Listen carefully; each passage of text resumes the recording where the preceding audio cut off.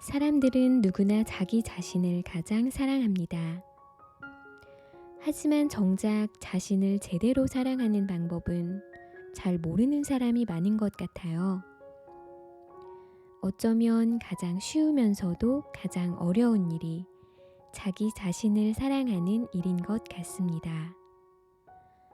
그래서 오늘은 이런 책을 준비했어요. 나를 사랑하는 연습. 관계는 불호에 의해 움직인다. 관계는 싫어하는 것에 초점이 맞춰져 있다. 사이가 그저 그런 사람 둘에게 좋아하는 사람이 같다든가 좋아하는 사람의 유형이 같다는 공통점이 있어도 그저 그런 사이로 남거나 오히려 원수가 될 수 있다. 하지만 둘의 사이가 설령 좋지 않더라도 싫어하는 사람이 같아진다면 언제 그랬냐는 듯 회복될 수 있는 것이 관계이다. 어떤 사이더라도 싫어하는 것이 같은 사람들끼리는 그 순간 세상에서 가장 잘 맞는 친구가 된다. 내가 좋아하는 사람을 싫어하는 것은 어느 정도 이해해 줄 수 있지만 내가 싫어하는 사람을 좋아하는 것은 꼴보기 싫다. 둘 사이가 좋았다고 하더라도 그런 사람과는 결국 멀어질 수밖에 없는 경우가 많다. 인간관계는 호보다 불호에 의해 좌지우지되며 가까워졌다 멀어졌다 한다. 그러니 딱히 이해할 수 없이 미워지는 사람이 생기고 이해할 수 없이 미움받는 사람이 생기는 것이다. 내가 아무리 잘해도 나를 미워하는 사람이 생기고 아무것도 하지 않아도 나를 응원하는 사람이 생기기도 한다. 내가 그렇게 당해왔고 또 그렇게 살아왔다. 우리 모두가 가해자이자 피해자인 셈이다. 한 치 앞도 내다볼 수 없다. 이런 혼돈과 같은 관계 속에서 살아남기 위해 우린 조금 더 영리하게 대처해야 한다. 그렇다고 남을 치밀하게 속이고 숨기고 그렇게 대처하자는 것은 아니다.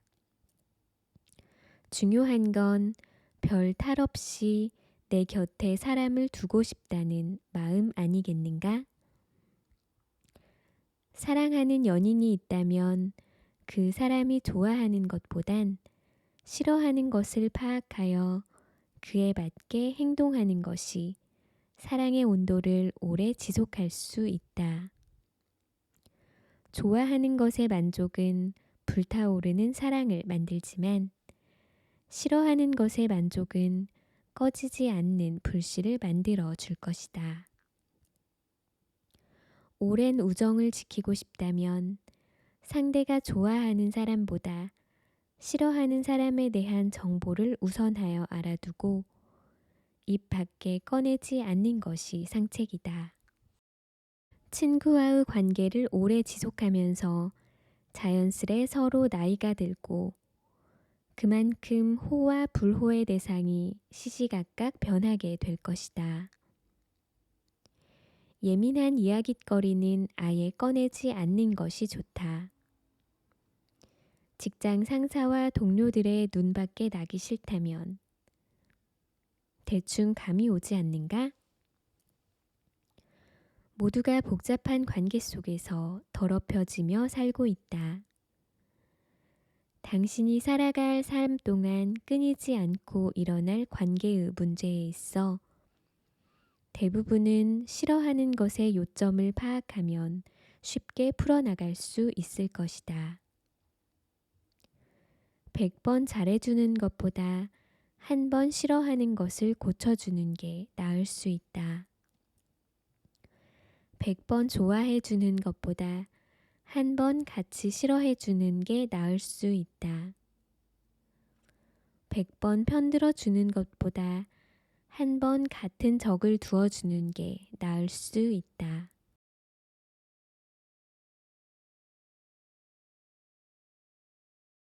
너무 깊은 간섭은 상대를 불편하게 만든다. 사람은 본능적으로 타인과의 관계를 맺으며 살아가는 사회적 동물입니다. 어느 장소 안에서 함께 행동하고 얼굴을 마주보며 이야기를 하고 비슷한 감정을 공유하며 공감을 합니다. 하지만 동시에 그것과는 반대되는 본능이 하나 더 있습니다. 어떠한 감정을 숨기고 싶어 하고 홀로 사색을 즐기고 싶어 합니다. 나만 알고 있는 사실을 비밀로 간직하고 싶어 합니다. 오래 알고 지내다 보면 얼굴만 보아도 목소리만 들어도 어떤 상태인지 알 수 있는 사이가 있습니다. 사랑하는 연인이라든가 친한 친구들 또는 피를 나눈 가족, 그리고 오래 함께 일한 직장 동료가 될 수 있겠죠. 서로가 너무 긴밀한 나머지 말을 하지 않아도 웬만큼은 다 알 수 있는 그런 사람들 말입니다. 그런 소중한 사람이 있다면 서로 노력해야 할 것은 소통과 공감보다 깊은 간섭을 자제하는 것일 수 있습니다. 소통이 안 되어서 감정의 공유가 적어서 보다도 각자가 지키고 싶은 선을 넘는 간섭 때문에 관계가 틀어지고 스트레스를 받는 일이 많기 때문입니다. 대부분 이러한 간섭의 선을 알고 있으면서도 지켜주려고 하지 않습니다. 우리 사이에 선을 지켜야 한다는 것 자체가 씁쓸하게 느껴지기 때문입니다. 우리가 어떤 사이인데 이렇게 괜한 섭섭함이 생기곤 합니다. 부정하고 싶은 선이기 때문입니다. 하지만 가끔은 혼자 있고 싶거나 숨기고 싶은 것 또한 관계를 맺어 살아가고 공감하는 것과 같은 사람의 본능 중 하나란 걸 잊지 않는다면 조금 덜 섭섭해하면서 서로를 존중해 줄 수 있지 않을까 합니다. 단지 인간이 지닌 본능 중에 하나라고 생각하면서 말입니다. 상대의 어떤 면을 알고 싶더라도 함께 해결해 주고 싶더라도 상대가 꺼리는 느낌이 든다면 가끔씩은 모른 척 해주고 살아갑시다. 설령 나의 간섭이 그 사람을 위할 수 있는 일이더라도 가끔씩은 적당히 내버려 두고 살아갑시다. 그것이 당신의 소중한 관계를 해치지 않는 어렵지만 쉬운 방법이 될 것입니다. 서로가 들키지 않고 싶은 마음, 혼자만이 알고 싶은 비밀, 혼자만의 시간, 각자만의 취향, 분명히 존재합니다. 아무리 친하더라도, 긴밀하더라도, 공유할 수 없고 공유하기 싫은 것들, 분명히 존재합니다. 그것을 존중하며 적당히 간섭하고 살아가길 바랍니다. 그런 것들을 존중받으며 함께하는 삶을 살아가길 바랍니다.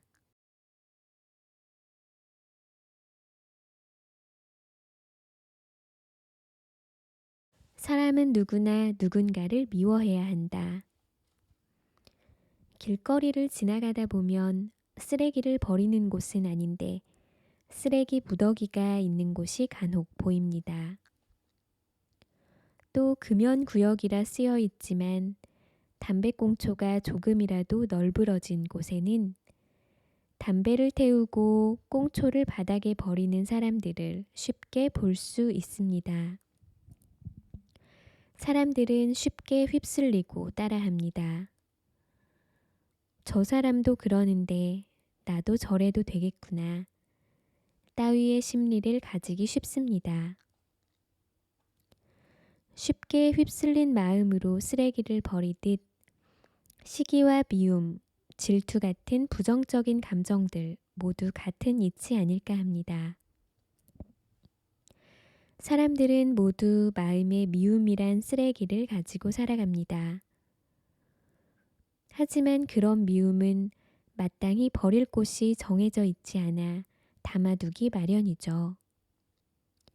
그러기에 쉽게 휩쓸립니다. 누군가 쓰레기를 버리면 그것을 보고 그곳에 따라 버리는 것처럼 저기가 버리면 되는 곳인가 보다. 저 사람도 버리는데 나도 버려도 되겠지?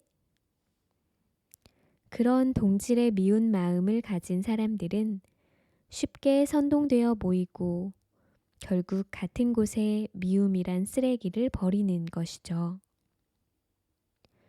버리면 버릴수록 괜히 더 미움이 커져갑니다. 미운 마음이 그들 사이에 오가며 증폭되는 것이죠. 어쩌면 그것은 자연스러운 해소 방법일 수도 있습니다. 아주 자연스럽게 담아두지 못해 비워낼 대상을 찾고 미워하는 것입니다. 그래서 당신은 필연적으로 미움을 받고 살아갈 것입니다. 내 잘못이 아닌 것 같은데 어느 집단에서 나는 쓰레기장 같은 취급을 받을 수도 있는 것입니다. 나를 아껴주던 사람이 어느새 나에게 미운 감정을 쏟아내는 사람이 되어 있을 수도 있습니다. 나와 상관없는 사람이 뒤에서 내 욕을 하고 있을지도 모릅니다. 그것에 대해 너무 많은 이해를 하려 하거나 원인을 찾으려 할수록 상처는 당신이 받을 것입니다. 골치 아픈 것도 당신의 몫이 될 것입니다. 이유 없는 미움에는 이해를 하려 하지 말고 깊은 원인을 찾으려 하지도 않는 게 현명한 대처일 것입니다. 쓰레기를 버리는 사람에게 이유가 있을까요? 또 쓰레기를 버리는 원인이 그 장소에게 있을까요? 버린 사람에게 쓰레기를 버림으로 인해 일어날 일들이 중요할까요? 일어날 일을 생각이나 할까요? 예상을 하고 버릴까요? 아닙니다. 단지 불편해서, 버리고 싶어서, 가벼워지고 싶어서 그런 것 뿐입니다. 당신에 대해 아무 생각 없이 판단하고 미워하는 사람들로 인해 마음 아파하지 마세요. 별 시덥잖은 미움 때문에 당신이 망가지지 마세요. 가장 현명한 복수는 미움받아도 올곧은 나, 그것으로 인해 그들에게 생길 박탈감, 이것 하나입니다. 나에게 숱한 쓰레기를 던져도 여전히 깨끗한 나입니다. 그러거나 말거나 무시하는 나입니다.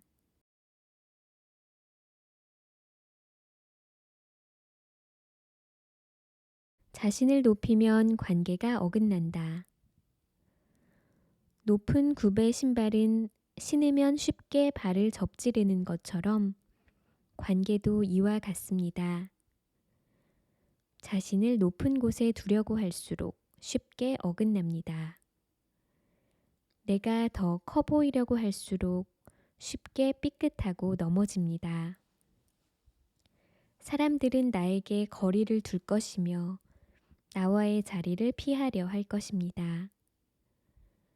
나와의 대화에서 가식적인 말만 오갈 것이며 뒤에서 나는 비웃음 당할 것입니다.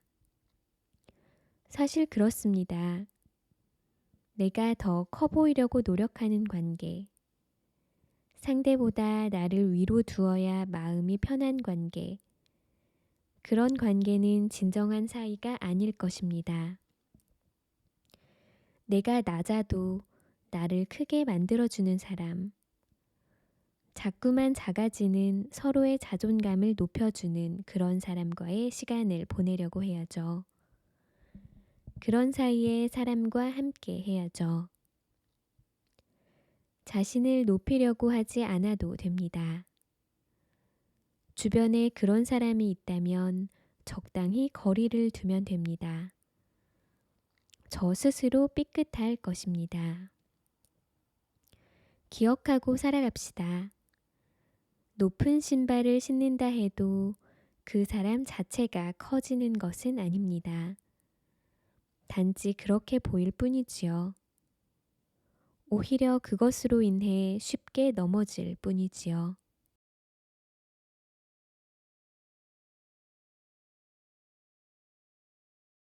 나의 진심이 통하려면 상대의 마음도 진심이어야 한다. 연인 관계에서 유독 자주 나의 진심이 엇나가는 사람이 있다. 나의 선의는 귀찮은 것이 되어버리고 나의 서운함은 별거 아닌 일로 생겨난 감정이 되어버리기도 한다. 나의 걱정이 곧 잔소리가 되어가기도 하며 나와의 약속은 값어치 없는 것이 되어버리기도 한다. 그러면서 생각한다. 나는 진심인데 걔가 뭐길래 나의 진심을 별 볼 일 없는 취급하는 걸까? 진심의 선의가, 진심의 서운함이, 진심의 걱정이 전부 귀찮은 것으로 치부되는 걸까? 도대체 걔가 뭐길래? 하지만 사실 걔가 뭔지는 그렇게 중요하지 않다. 걔한테 내가 뭔지가 정말 중요한 일이다. 물론 쉽게 단정 지으라고 하진 않겠다. 사람의 성향마다 받아들이는 것은 어느 정도 차이가 있기 때문이다. 하지만 나의 진심도 상대가 진심일 때 비로소 진심이 된다는 사실은 변하지 않는다. 나만 진심이라는 생각이 자주 든다면 상대라는 사람 자체보다 상대에게 내가 무엇인지 생각해 보자. 그 사람한테 당신은 이미 진심이 아닌 사람일 수도 있다. 언젠가 진심이었던 사람이고 착한 사람이며 사랑스러운 사람이었겠지만 어느 순간 그 사람한테만 나는 진심의 대상이 아닐 수 있다는 것이다. 상대가 어떤 사람인지는 중요하지 않다. 상대에게 내가 무엇인지가 중요하다는 것. 사람을 온전히 믿기보단 그 사람이 나를 대하는 태도를 믿을 것. 진심인 사람에게만 나의 진심이 통한다는 사실. 서로가 진심이어야 진심을 알아줄 수 있다는 사실. 그것을 기억하고 사랑할 것. 당신이 진심을 주면 그 진심을 선물함에 넣고 소중히 간직하는 사랑을 하길 바란다. 진심을 주어도 그 진심이 쓰레기통으로 들어가는 사랑을 이어가지 않길 바란다.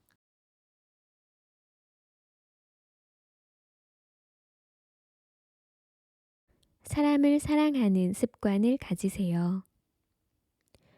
습관처럼 사랑을 찾아다니지 말고 사람을 사랑하는 습관을 가지고 살아가세요. 습관처럼 이성을 찾아다니지 말고 사람 자체를 사랑하는 습관을 가지세요. 그것이 모든 사람을 사랑하라는 뜻은 아닙니다.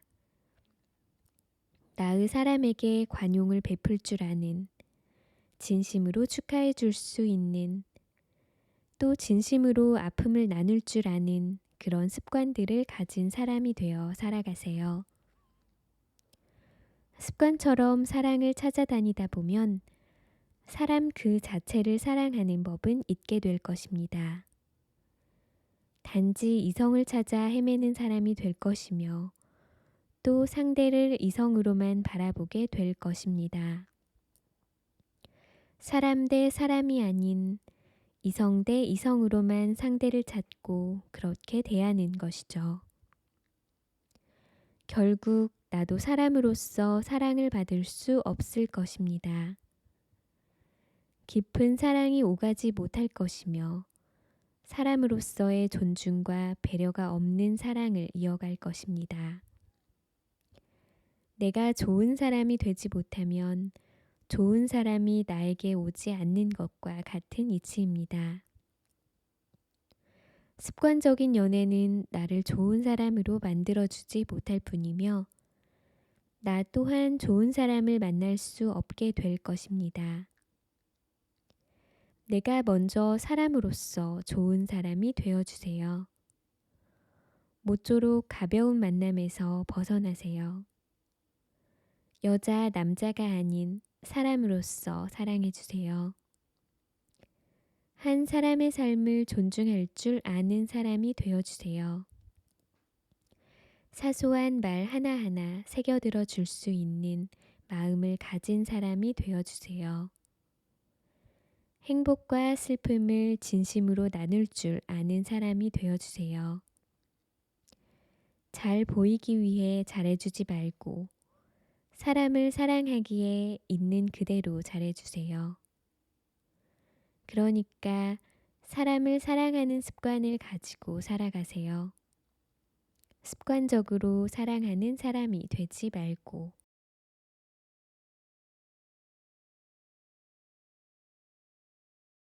넘어져도 된다.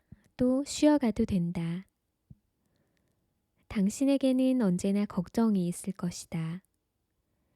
그중 대부분은 내가 넘어진다면 따위의 두려움과 상상일 것이다. 그런데 당신, 걱정은 읍에서 허우적거리지 않아도 된다. 몰려오는 걱정에 긴 새벽을 잠 못 이루지 않아도 된다. 그깟 거 넘어져도 되기 때문이다.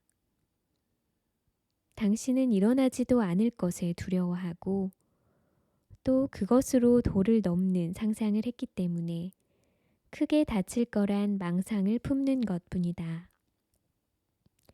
하지만 당신은 당신 생각만큼 약한 사람이 아니다.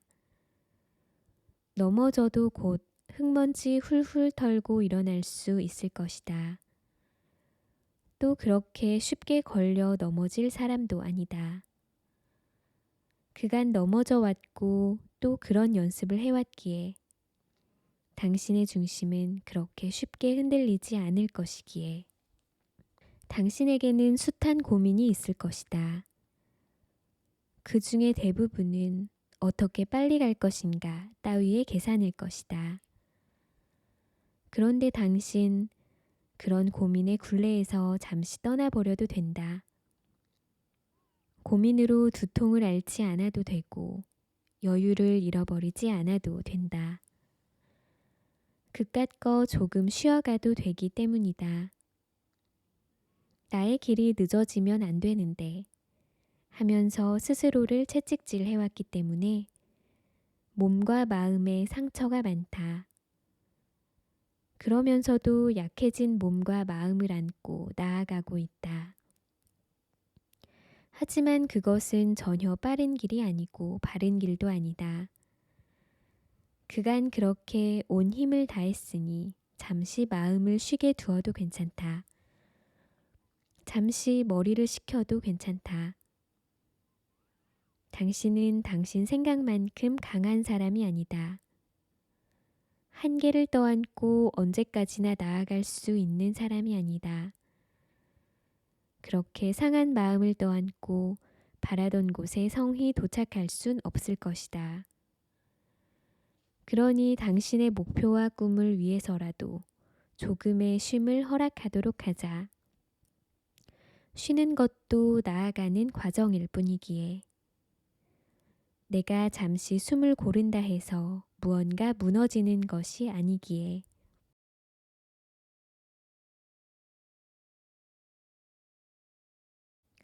그렇게 살아갈 것.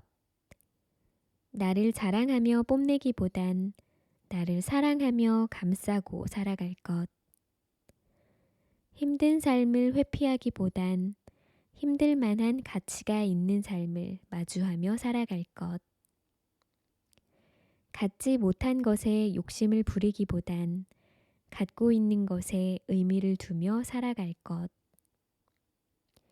남을 위한 착한 사람이 아닌 나를 위한 좋은 사람이 되어 살아갈 것.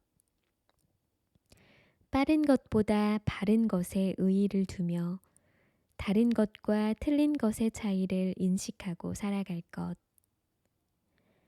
남을 의식하기보다 나를 의식하고 살아갈 것. 온전히 나를 위해 그렇게 살아갈 것.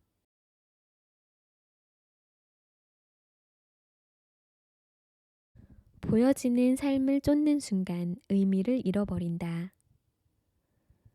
글 쓰는 삶을 살다 보면 몇 번씩 과도기에 빠지게 된다. 스스로가 잘 쓰는 것만 같아서 그것을 티내고 싶은 것이다. 더 진중한 표현을 쓰고 싶고 많은 의미를 내포하고 싶어 힘을 잔뜩 주는 시기이다. 그렇게 쓰인 글을 보며 그 당시 작가 스스로 대단한 만족을 하게 된다. 하지만 시간이 지나면 숨기고 싶은 과거가 되곤 한다. 결국 대중들에게는 외면당하는 경우가 많기 때문이다. 읽히지 않는 글은 그 구실을 하지 못한다. 글은 보여지고 싶은 순간 의미를 잃어버린다.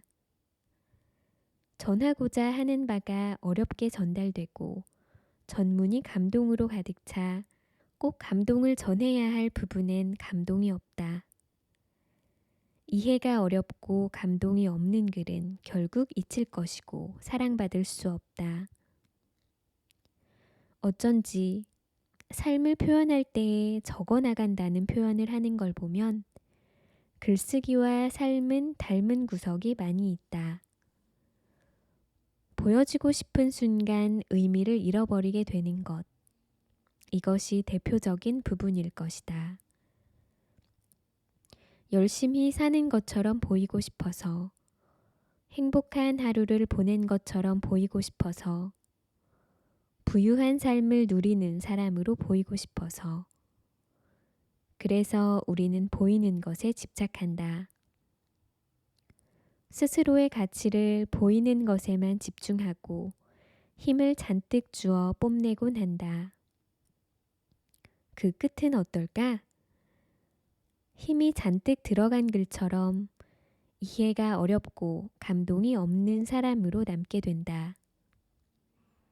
결국 그 누구도 나를 좋은 사람이구나, 잘 사는 사람이구나, 이렇게 여기지 않을 것이다. 오래 두고 볼 일도 아니다. 과도기를 겪는 사람과는 대면하고 몇 번의 대화를 하면 알 수 있다. 나 잘난 것 좀 봐달라 애타게 꿈틀거리기 때문이다.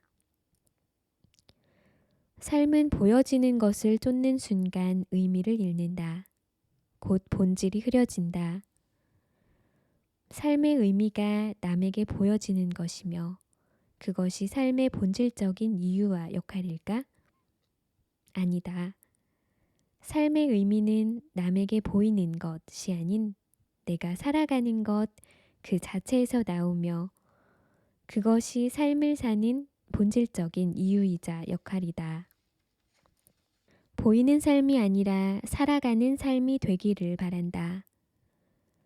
자신이 느끼기에 행복하게, 그리고 열정적이게, 부유하게. 그렇게 내가 살아가는 것에 대한 만족에 집중하면 굳이 내가 티내지 않아도 새어나오게 되어 있다. 타인에게도 나의 삶이 이해가 되며 그 이해는 감동적인 이해가 될 것이다. 글도 삶도 보여주고 싶어 힘을 쏟는 순간 의미를 잃어버린다. 좋게 보인다고 해서 내 삶이 좋아지는 것이 아니다. 그리고 득이 되는 것도 없다.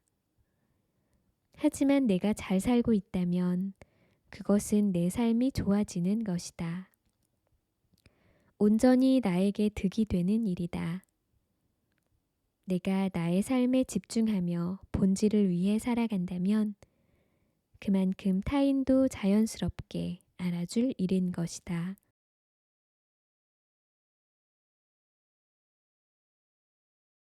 어른이 되어 살아간다는 것. 예전에는 내가 좋아하는 것을 좋아하려고 노력했다. 내가 가지고 싶어 했던 인형, 자전거, 좋아하는 친구, 그리고 좋아하는 가수, 내가 듣고 싶은 말, 전부 나를 기준으로 세웠고 그것들을 얻기 위해 안간 힘을 썼다. 애정하기 위해 노력했다. 그래, 나는 원래 그런 사람이었다. 내가 좋아하는 곳, 좋아하는 옷, 좋아하는 카페, 좋아하는 향기. 내가 좋아하는 것을 곁에 두기 바쁜 사람이었다. 그런 나에게 변화가 찾아온다. 언제부턴가 좋아하는 것을 좋아하려는 삶보단 싫어하는 것을 좋아하려고 애쓰는 삶을 살고 있다. 전에는 좋은 것이 좋고 싫은 것은 싫다고 딱 말할 수 있었는데 이젠 뭐가 좋고 싫은지 잘 모르겠다. 아니, 아는데 그걸 자꾸 모르려고 애쓴다. 내가 좋아하는 것들은 나에게 해가 되기 일쑤이고 내가 싫어하는 것들은 좋아하면 득이 되는 것이 많았기 때문이다. 나를 싫어하는 상사에게 잘 보이려고 애쓰곤 한다. 싫은 말도 좋은 의미로 받아들이려고 노력한다. 입기 싫은 옷에 적응하려고 안간 힘을 쓰고 평소엔 입지 않을 불편한 옷을 쇼핑하는 내가 있었다. 무던히도 싫어하는 것들이 점차 나의 삶 안으로 깊게 파고 들어온다.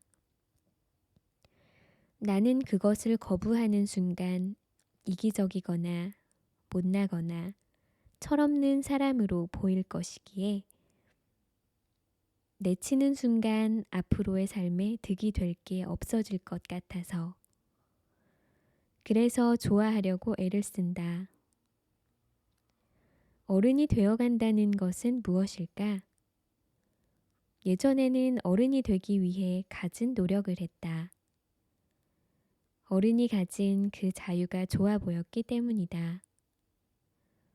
어른처럼 보이고 싶고 또 어른처럼 당당하게 살아가고 싶었다. 어른처럼 가지고 싶은 것을 가지고 밤늦게 돌아다녀 보고 싶기도 했다. 어떠한 시점이라고 단정 지을 순 없지만 나는 어느 순간부터 어른으로서의 삶을 살아가고 있었다. 하지만 상상했던 어른과는 전혀 다른 어른이 되어 있었다. 좋아하는 것들에게서 멀어지고 있는 내가 있었고 그런 나를 보며 허탈함을 자주 느끼곤 한다. 어른이라는 자유를 꿈꿨지만 오히려 어른이라는 족쇄를 찬 격이었다. 지금 내 기준에서의 어른은 허울뿐인 자유이다. 이것이 어른으로 사는 삶이자 어른으로서의 방법이라면 시간을 되돌아가 그간 어른을 동경해왔던 어린 나에게 어른을 동경하며 살아가지 말라고 말해주고 싶다. 어른을 동경하며 살아가지 말라고. 언제가 되어도 지금처럼 너 좋아하는 것을 좋아하고 살아가라고. 앞으로도 그렇게 철없는 너 자신을 살아가라고. 꼬마였던 작은 나를 꼭 안아주며 그렇게 말해주고 싶다.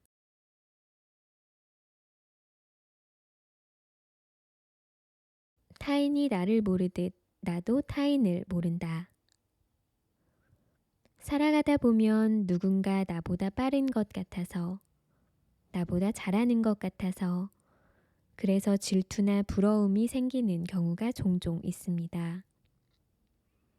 어느 도달점에 나보다 먼저 도착한 것만 같고, 능력이 나보다 뛰어난 것 같고, 나보다 행복한 것 같단 부러움이 들기 마련이죠. 정확하지 않은 정보로 상대와 나 사이의 차이를 가늠해 보곤 합니다.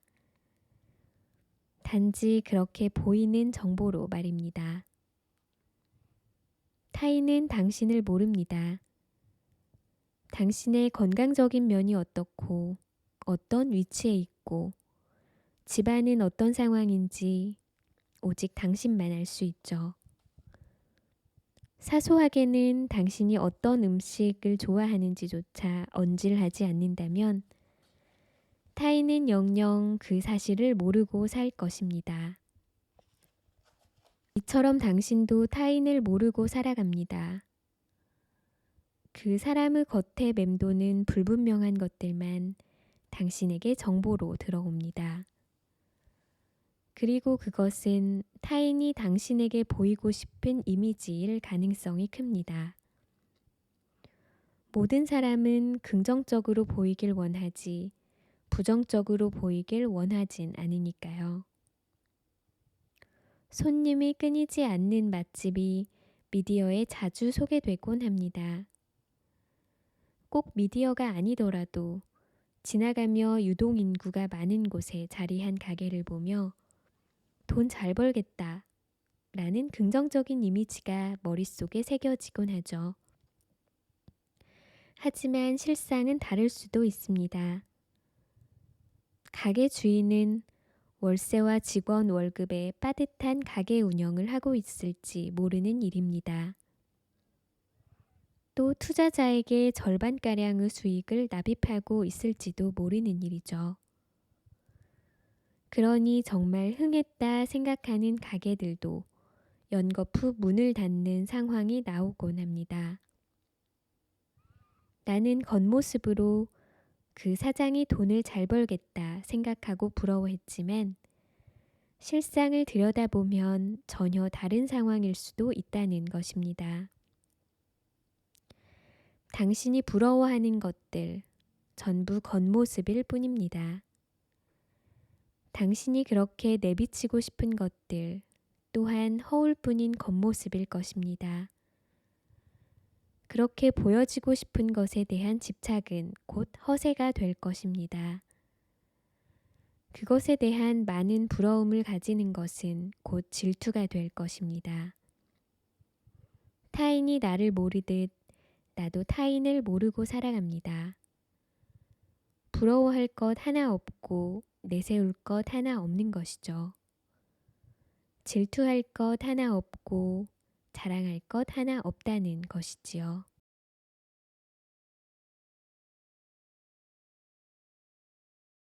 우리가 생각하는 유토피아는 어디에도 없다. 이 세상은 유토피아가 아니다. 내가 게을리 일을 하며 부를 축적할 순 없다. 마음이 고단하지 않은 채 해낼 수 있는 일은 없다. 시간을 투자하지 않고 높일 수 있는 가치는 없다. 감정을 소모하지 않고 맺을 수 있는 관계는 없다. 우리는 어떠한 것을 포기하는 대신 원하는 것을 얻는 세상에 살고 있다. 무조건이라고 말할 순 없지만 내가 포기한 만큼 딱 그만큼 누리며 살 수 있는 것이다. 하지만 욕심이란 감정은 자꾸 두 가지를 동시에 만족시키려고 한다. 조금 더 편하게 일하며 돈을 벌고 싶어 하고 해내고 싶은 일은 있으면서 마음이 힘든 것은 싫어한다. 시간을 최대한 덜 들이면서 나의 가치를 높이고 싶어 하고 감정의 소모를 최소화하며 사랑을 하고 싶어 한다. 그러기 때문에 모든 일이 더 힘들어질 뿐더러 수포로 돌아가기도 한다. 두 마리 토끼를 잡기 위해 애를 쓰지만 한 마리의 토끼도 잡지 못하는 격이다. 그럴수록 실망하고 좌절하는 횟수도 빈번해진다. 당신이 이러한 이중적인 생각 사이에서 끊임없이 줄다리기를 하며 힘이 빠진 상태라면 말하고 싶다. 정신 차려야 한다. 당신이 생각하는 유토피아는 없다.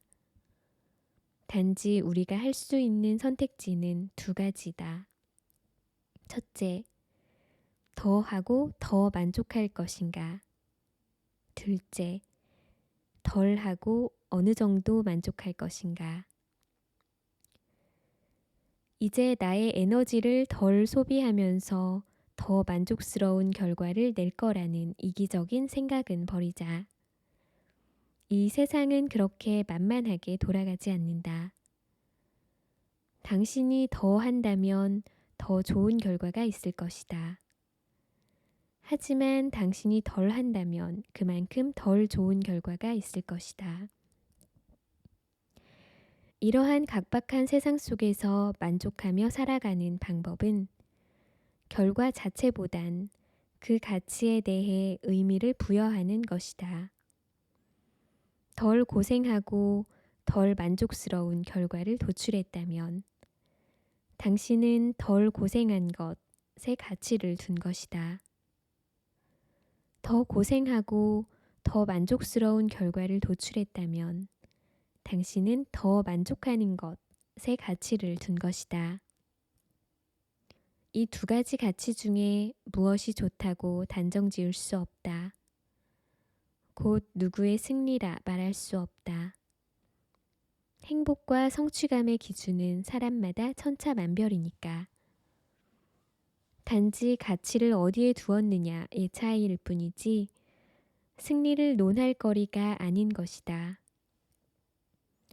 어떤 것을 행함에 있어 후회나 박탈감 또는 회의감 같은 부정적인 감정이 자주 생기는 이유는 조금 더 효율적으로 무언가를 해내기 위해 끊임없이 머리와 감정을 노동시키기 때문이다.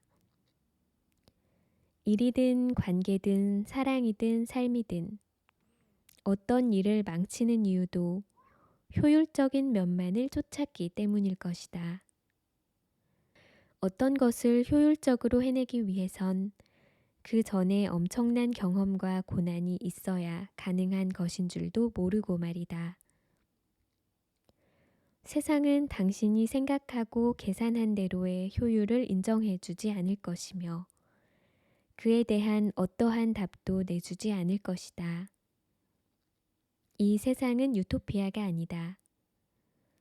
하지만 스스로 가치를 둔 곳에 기울어지고 그에 대한 결과에 만족한다면 그럭저럭 살아갈 만한 세상이다. 우리 좀 더 맘 편하게 살기 위해선 내가 중점적으로 둘 가치에 대한 판단을 먼저 하기로 하자. 당신 덜 고생하는 것을 바라고 살 것인가? 더 만족스러운 결과를 바라고 살 것인가? 덜 마음 쓰고 살 것인가? 더 많은 것을 얻으며 살 것인가?